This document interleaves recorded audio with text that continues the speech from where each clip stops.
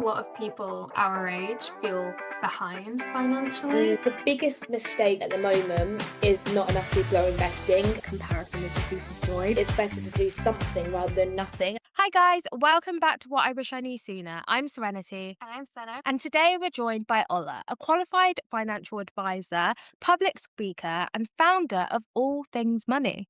Ola has built a community of over 55,000 young adults, helping them navigate everything from budgeting and saving to investing and building long-term wealth. Today we'll be talking all things money, specifically how to build financial confidence in your 20s and 30s. We want to talk about what people are getting wrong and what you should actually be focusing on right now. Hello, welcome to What I Wish I Knew Sooner. For anyone who doesn't know you, can you give us a quick introduction and tell us about what inspired you to start All Things Money? Yeah, so I'm Ola. I'm the founder of All Things Money, which is a personal finance platform that is designed to teach young adults how to manage their finances effectively. So I started it 6 years ago now during lockdown, off of the bat of just me learning how to invest in the stock market and realizing actually, well, I mean, as young people taught how to invest in the stock market. And then so from that, I was like, you know what, I'm going to take to social media and teach people how to do the same. And so that's grown to an audience of just over 55,000, got a podcast, we do live events, and yeah, I do lots of workshops as well. So that's a little bit about all things money. Wow, amazing. 55 as well. That you've built Yeah. such a great community. Through hard work and graft, and that's obviously across all Yeah. of our social media platforms. So whilst I'm not the biggest, I am really, really, big on this mission on financially Yeah. educating the next generation. And so for me, yeah, that's my biggest passion, really. Amazing. Do you Amazing. feel like you were learning as well yourself as you were going and teaching others? So when I first started, I'd already I was always guess good at budgeting, quote unquote, at university. I was always a saver.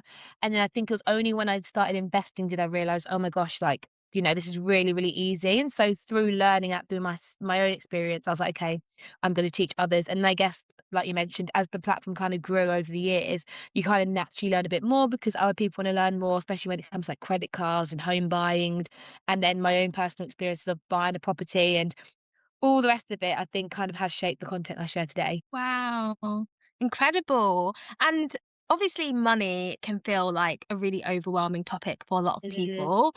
Um, why do you think so many young adults feel so anxious and like avoidant when it comes to their finances? I think it all comes down to the fact that we're just not taught about it in schools. I think the only time when we learn how to manage money is when we actually either get our first student loan installment, which is a hefty amount of money, or we get our first paycheck. And I think because of that, we kind of just left to our own devices. And I feel like a lot of people in the UK learn backwards from their own mistakes, when really we should actually have the tools we need to manage our finances and go forwards rather than actually learn backwards. So, yeah, I think it all comes down to just the lack of education in schools. What do you feel like is actually missing in the education system then in terms of learning about money? What do you envision as teaching future generations at school? Mm.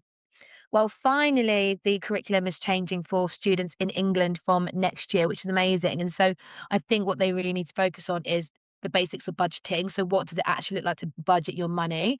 Um, you know, like the pros and cons of credit, how to save, but and then ultimately how to build wealth. I feel like a lot of people are great savers in the UK, but no one really knows how to invest their money or build wealth, whether that's by buying assets such as property or investing in other companies outside of the stock market. So I think there's a lot that needs to go into when it comes to the school curriculum for sure. I definitely agree with that. Like, I think something I would love to have known in school is all about trading. And, Mm. even if it was just putting £10 a month in my account when I was able to have a trading account. I would have loved to have known that, but I think especially women in finance don't really get the opportunity to learn that.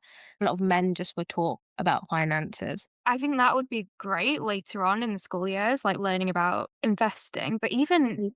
earlier when you're much younger, just learning how to budget. Like, if they said, okay, you've got £10, what is the best way to spend this on these Yeah. items? Just learning how to actually pick the right things and save be really Mm. helpful.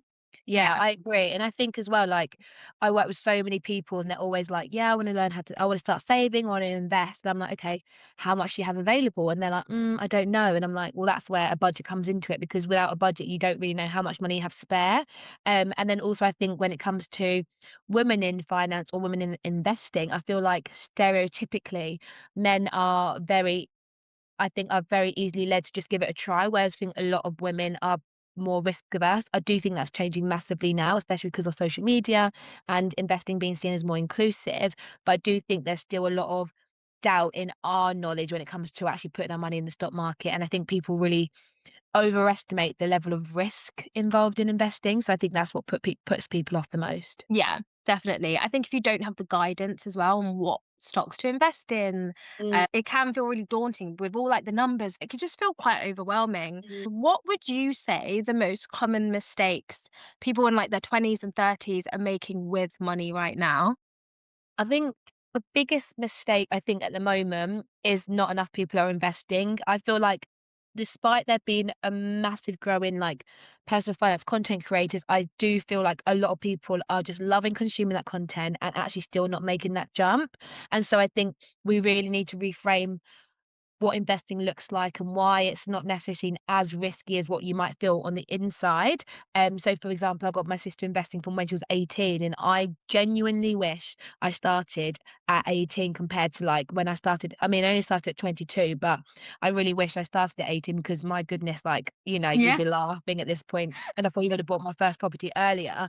And then I Yeah. think another thing is a lot of us, not all, a lot of us have like a limiting belief when it comes to our finances that we're not earning enough to be able to build wealth.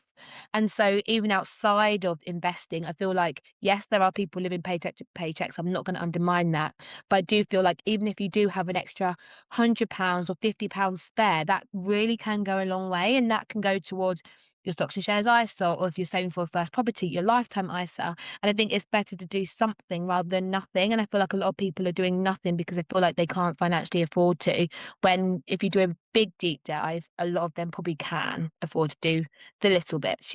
So I'm always telling my husband, I'm like, we need to put money in, even if it's like £200 in the stock market. And so instead of going out and spending money on alcohol, I'm like, okay, this is going into stocks and shares because then you see it go up by like, I don't know, 12%, which it wouldn't go up in your actual Mm, bank account. yeah, I agree. I think it all comes down to priorities. And look, if the priority for you isn't to build wealth, fine. But I think the majority of people do want to build wealth. And I know there's many people that will happily spend 50, 60, £100 on a night out, but wouldn't wanna Yeah. spend that just investing in the stock market. Yeah. I hate to Yeah. say it, but it is very true. So, Yes, yeah, I so think that true. is when it comes down to, like, finances, priorities, and that's just having to sit down with yourself and thinking, "Okay, what do I actually want to achieve?" I think that's really important. I think in your 20s, it's really hard to balance instant gratification Yeah, yeah. versus like future planning, isn't it? Mhm, What I was going to ask is, I think a lot of people our age feel behind financially. mm, So maybe, like you were saying, they might have started investing a little bit later, or they haven't really saved much, or they're seeing everyone else like buy properties and they're like, why can't I do that yet? And obviously, social media comparison doesn't help. mm, What would you say to someone who currently feels behind? What would your ooh. advice be? So I would say it can block out the noise, which I know is the easiest thing to say and the hardest thing to actually do in practice. But I think block out the noise and actually look at what your goals are. And like I'm in that age of my 20s where I'm 30 next year and I'm just like, oh my gosh, I feel behind. But it's like, okay, but my friends are getting married, some of my friends are having babies, but is that a goal of mine right now? No, it isn't. So you need to look at what your goals are and prioritize those in terms of what you want and not what the society thinks you should. And I also think, which I've personally done, is mute people that create content that you just makes you feel bad. And I don't think it's you're muting people because you're envious or you want to see their downfall, but I think sometimes you need to protect your own peace. So I think muting content creators or influencers that maybe make you feel bad because you've seen that they've got, I don't know, 500,000 in earnings one year. So I think sometimes it's okay to just mute that and move on. And so I think it's really important that you do protect your peace. And that's something I've personally really practiced a lot this year. I agree I with that. Yeah, definitely. I think I always try to remind myself of that quote of comparison is the thief of joy because it really Yeah. is. And I think if you like, sometimes I do it. I compare myself to someone Yep. who even like Mia McGrath, Yeah. it's like, "Oh, I got this much," and I know she's doing it to help other people, obviously, like, it Yeah. does motivate me, but at the same time, I'm like, "Damn, why didn't I start earlier?" Yeah. Um, Yeah. so yeah, yeah, definitely comparison. I've muted people as well. Do you mean on, like, Instagram? Yeah, Yeah. Instagram, TikTok. On TikTok, I'm a big blocker. Again, Yeah. not because I hate people's content, like I'm all for people getting their bag and sharing whatever they want to share. But I think sometimes, seeing some people's day in the lives, which we all know is, very not real life.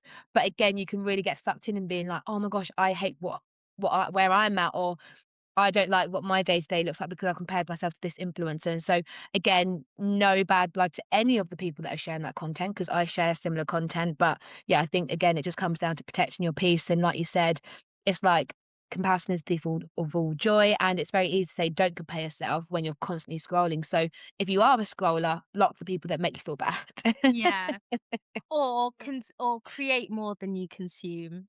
Yes, Yeah. that's a good one. I like that. I'm gonna Yeah. take that. Feel that. So Cool. for someone who is feeling that way and is just Mm, starting out, maybe they, yeah, want to start saving more and investing more, what would you say is a realistic start point for them? yeah. So the realistic start point comes down to your budget. Like you cannot make any money moves until you know what you've got coming in, coming out, and then what your disposable income is. So what I'd say is step one is how much do you realistically have left over after all of your essential needs have been deducted. So let's say, for example, make the maths really easy. I earn £2,000 every month. My outgoings are 1,500. I'm left with 500 to spare. How can I then split that into savings and investing? Again, you need to know the exact number because for me, I like to automate all my finances. So I make sure my savings and my investments goes out on the day I get paid every single month. So I don't have to think about it. And so, yeah, that's when we need to strip it back and think, okay, how much disposable income do I really have? And then let's say we have the £500 left over. How do you want to portion that out? Do you want to portion that 50-50 split for savings and investing? Is it going to be a 70-30 split, etc., etc.? But I think it all comes down to working out your budget. Nice. I need to Okay. get better at that. Yes. Yeah, we all do, we all do. But Yeah. again, I think a lot of people wanna have £100,000 saved or they want to have like, retire early, but you can't if you don't start with step one, and that is step one. Yeah. That's so true. And I guess, like, what does financial confidence actually look like in practice to you? So how can you Mhm. build it? So I think financial confidence comes down to, again, being very clear about your goals and making sure you're putting steps in to achieve those goals. And honestly, I know a lot of people at the moment like to bury their head in the sand with their finances, don't really like it to look at their bank accounts. But I think the first step to feeling financially confident is being able to check that bank account and see where you're at financially. Because again, a lot of us are making blind money moves. Some of us are investing £10 one month and then never again for like the next year, when really we need to be checking in ourselves every single month. And like a lot of people like to coin this a money date. So that's something I always do every single month. I sit myself down. I'm like, okay, this is what's coming in. This is what's coming out. This is how I fared last month in terms of how much I spent and how much I invested. I think sometimes we just need to sit down with ourselves, and that's when you can really become financially confident. And even though the numbers might not seem big at first, it does grow, especially when you do step into, wanting to achieve those goals. And I think celebrating those milestones are really important. And so my sister, for example, I always use her as an example now because she's based on my case study, that she started investing with £50. And at the time she was like, oh, there's no point. It's not a lot of money. And then she started investing £10 every single month. I think after like a month, it maybe dropped by like 0.2% and she was having a go at me. And then now it's gone up 15%. And she's like, oh, if only I started well, it started with a larger amount when I felt, you were pushing me. But I was like, but hindsight's a beautiful thing, which is why now you've made that first step and increased that amount accordingly. And that's when financial confidence grows, is when you actually take that first leap and you're like, okay, I like the sound of this. This is looking good. Let me kind of increase it and continue. Yeah, that's so interesting. Do you have any recommended platforms for someone that's starting out in investing? Yeah. So There's basically when it comes to investing, there's kind of 2 routes you can take. So you can be super brave and bold and do the investing yourself, and that's when you're, like, required to manage your portfolio, pick the investments, and then, yeah, kind of manage it from there. Or you can do something called robo investing, and that's when a platform, based on your attitude to risk, does all of the investing for you, and I know a lot of beginners prefer to go down that route. So if you're looking to do DIY investing, then there's platforms like Trading 212, AJ Bell, Hargreaves Lansdown, Invest Engine, the list goes on. And then if you wanted to go down the route of robo investing, then you've got platforms like Wealthify, Nutmeg, Moneybox, Plum, that again can do all the investing for you. But I always recommend doing your research, and the Money Saving Expert website has a great breakdown of all of the different investment platforms that you can open up, that you can use to open up a stocks and shares ISA. So yeah, definitely really recommend reading that list. Okay. Well, yeah, I'll definitely check that out. So Yeah. a lot of our listeners are in their 20s, 30s, and I feel Mhm. like they're thinking about the three big moves, which is like buying a property, Yeah. marriage, Mhm. babies. Yeah. Do you have any advice on what someone should actually be prioritizing before considering each of those steps? So I know we've talked Mm. about buying property, but maybe like getting married or having a baby.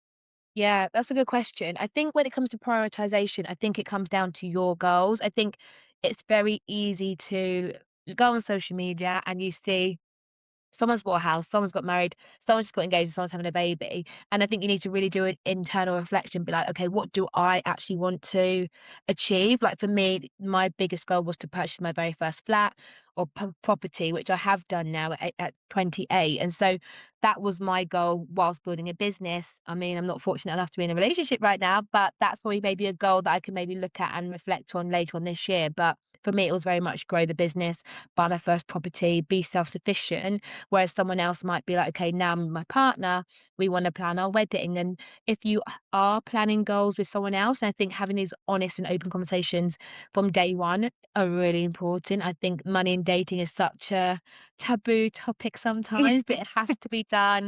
The conversation has to take place. So yeah, if you are building with someone else, then I think it's really important that your goals align as well. Yeah. That is such an interesting topic actually, because I feel like couples definitely manage their money different. Like Hmm. Johnny and I from the very beginning, we've always been quite open with each other with money. Yeah, Whereas I know some other couples are kind of like, "Oh, you owe me this for this," and yeah, Yeah. I yeah. paid for dinner last week. You paid for dinner this week. Yeah. yeah. It is, and it's even, like, as simple as, like, how much debt have you got? Or, are Mm. you a saver? Are you a spender? Do you want to buy a property? If you want to buy a property, where do you wanna buy? Is it gonna be in the UK? Is it gonna be abroad? What is your credit score like? Like, there's so many conversations that has to take place, and which I think, again, people often try to leave until it's a little bit too late, and then you don't wanna break up with that person because you love them, but then your money goals and habits don't align, and that's when you see money being one of the biggest reasons relationships fail. So, yeah, having those conversations are so important. Would you recommend couples having a joint bank account, or would you recommend them keeping that separate?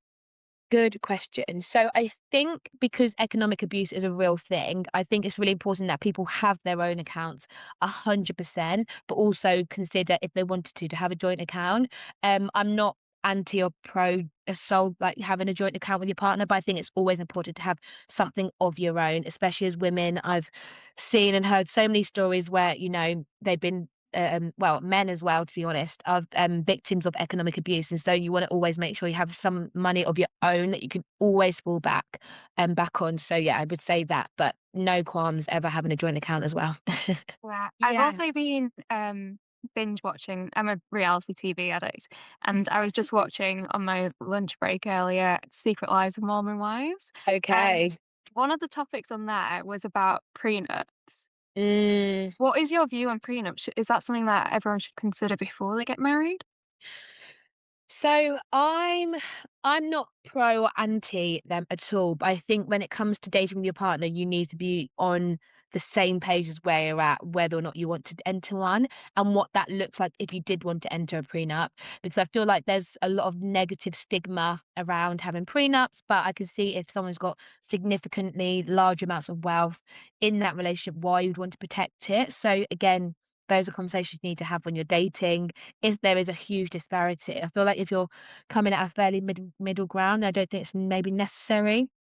But I think that's something that needs to be discussed. Same if you're buying a property when you're not married. Again, I've heard a lot of horror stories. So agreements probably should be put in place. But again, that comes all down to like conversation with your partner and lawyers as well.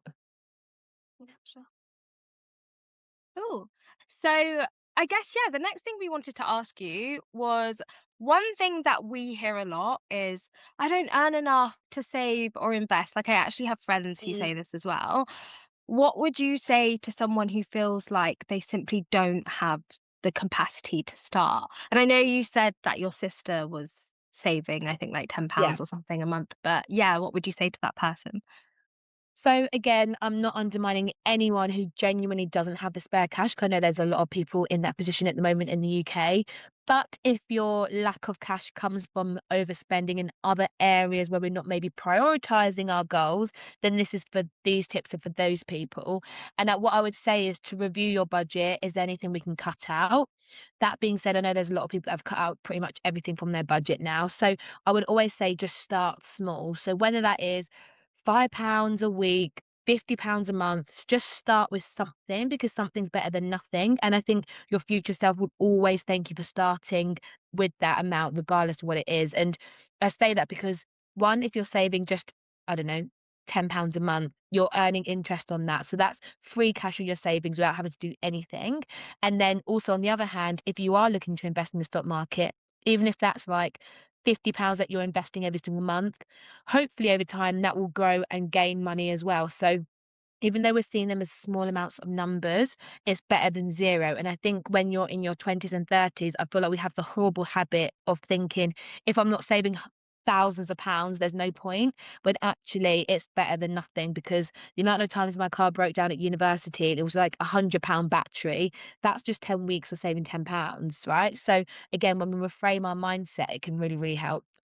Yeah, I think like, it's so hard investing because you see it and you see it grow slowly, and it's so easy to take the money out as Yeah. well. And I think what a lot of young people personally should do is just try and leave it in there for, like, if you can, 30 years. Yeah, no, I agree. I agree because we all are great at, and well, for those who have a pension, those pensions can't be touched for a certain amount of time. So I always recommend for people looking to start investing to try and invest for at least 5 to 10 years as their bare minimum.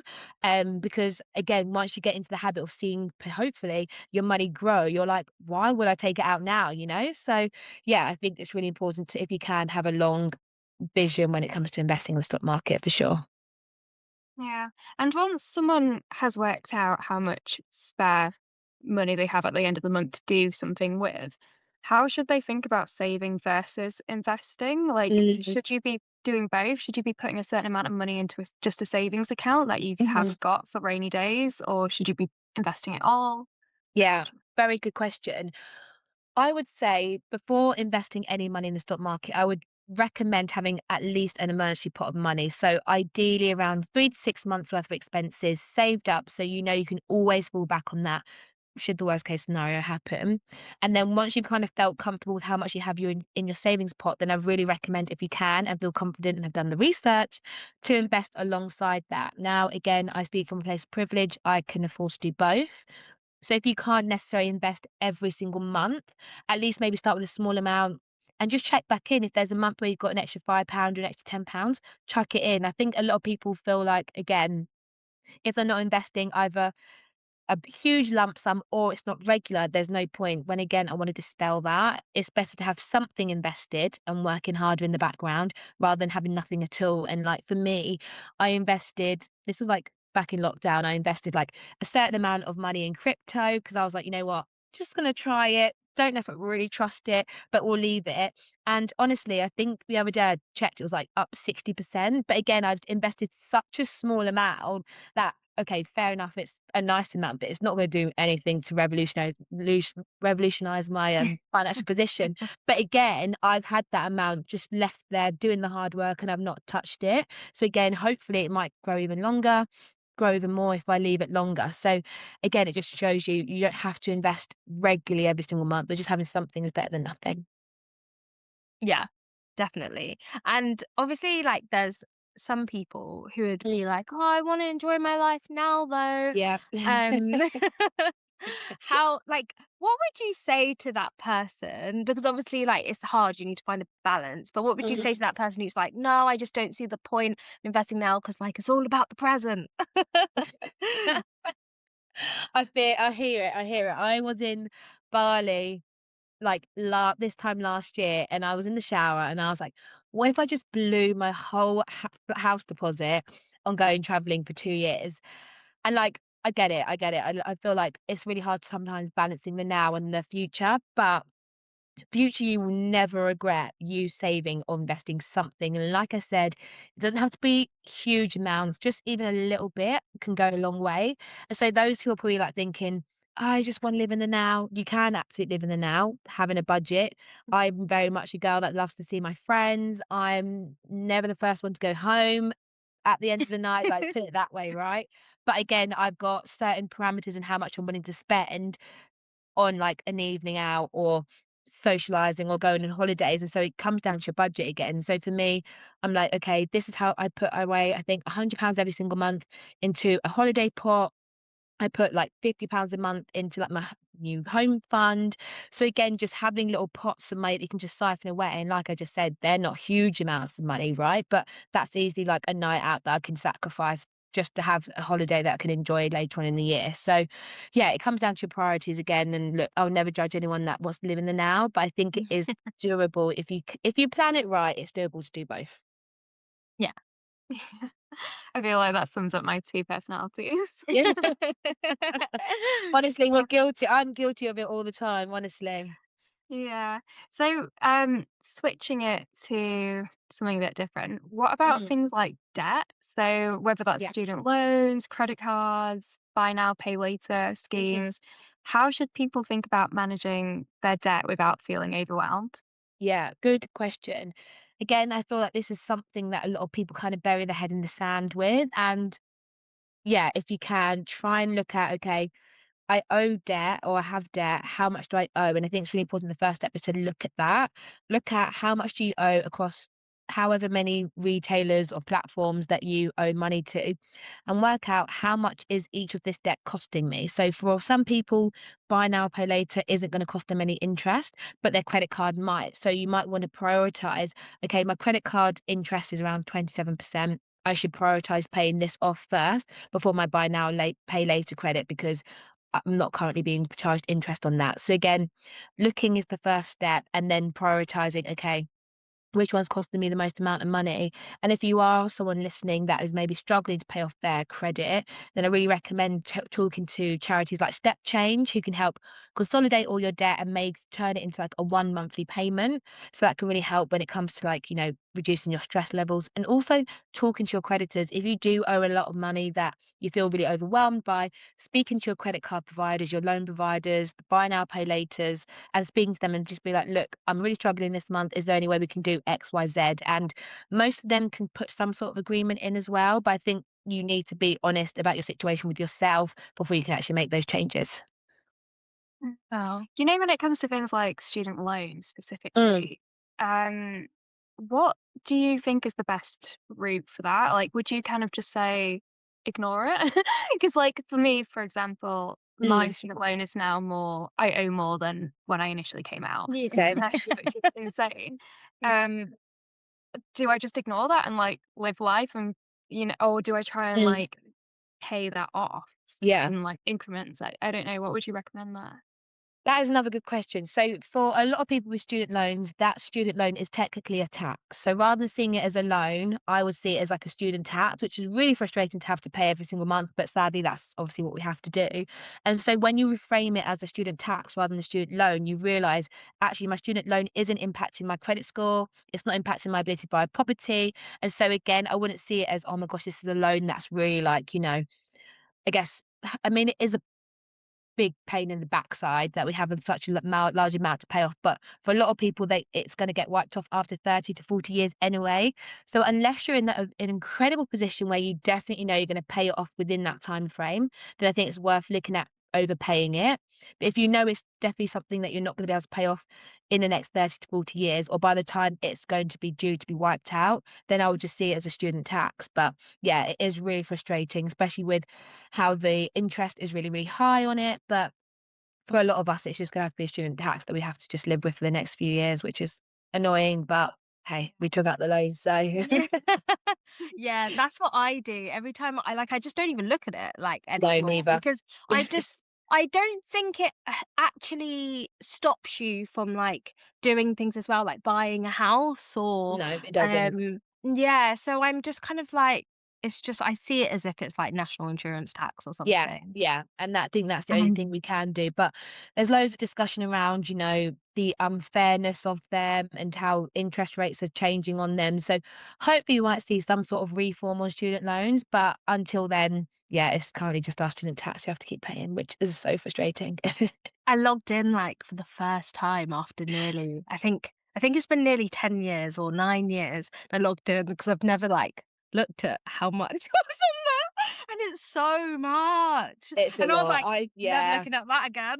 My mortgage advisor, asked for, like, a statement on my student loan, and I hadn't looked in since, I think, the second year I graduated, and I think it's gone up by, like, 20K, which is just It's Yeah. messed up. crazy, And crazy. that's our government, like, it's ridiculous. I wish someone said to me when I was younger, "Okay, you can either go to university, but you're gonna get into a lot of debt, or you Yeah. can go work your way up in internships or build your own business and you will have no debt."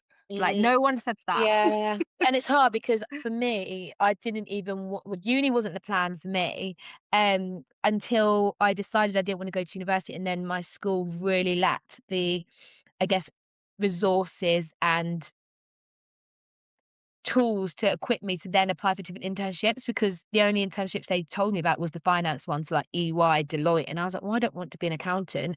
Is that all that's out there?" And so because I didn't have all the equipment, I guess, to kind of find a good internship, I went down the uni route. So really, I could have easily been sat here, hopefully, as like a six-figure Yeah. person instead. But no, no, I'm a business owner with grey hairs because it's stressful. But yeah.